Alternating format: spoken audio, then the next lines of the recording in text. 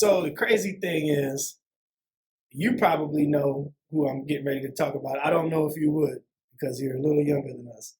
But there's a group called 10 City from Chicago that they were the first vocal group in house music in the late 80s that got a major record deal with Atlantic.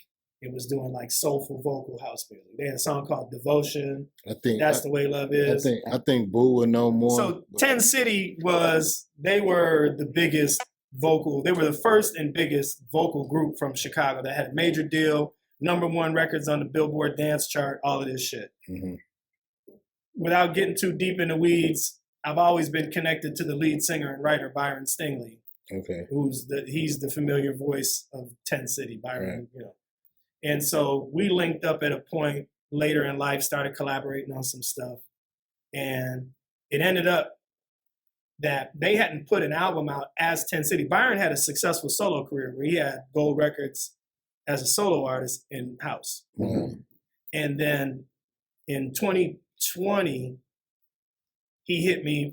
I had already sent him a demo of something that we wanted to cut on another artist and have him write the record. And he hit me back like, man, can I use this record for this new 10 City album? Because we're going to do this new 10 City album with Ultra Records, which is a big dance music label. Mm-hmm. And I was like, can you? Of course. That'd be a fucking honor. There hasn't been a 10 City album for 25 years. Yeah. So anyway, that album got done. I produced the lead single, which was that song with my partner Shannon Chambers. And I produced another song on there. And I mixed half of it. And one day, Maurice Joshua, who is a Grammy-winning house music producer from Chicago, he did the Crazy in Love remix. He got a Grammy for Beyonce.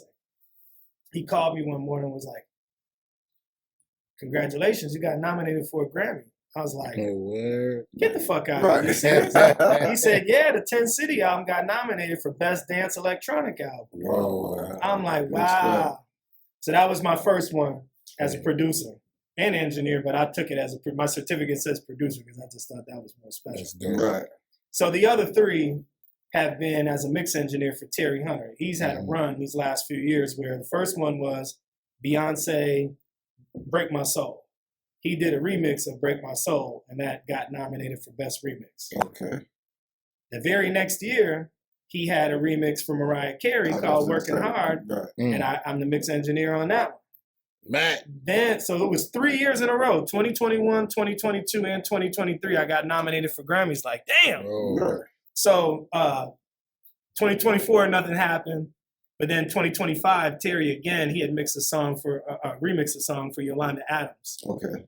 And that was something that he hooked up through J. Ivy. J. Ivy did a verse on there. Shout out J. Ivy. J. Ivy is, super legend himself.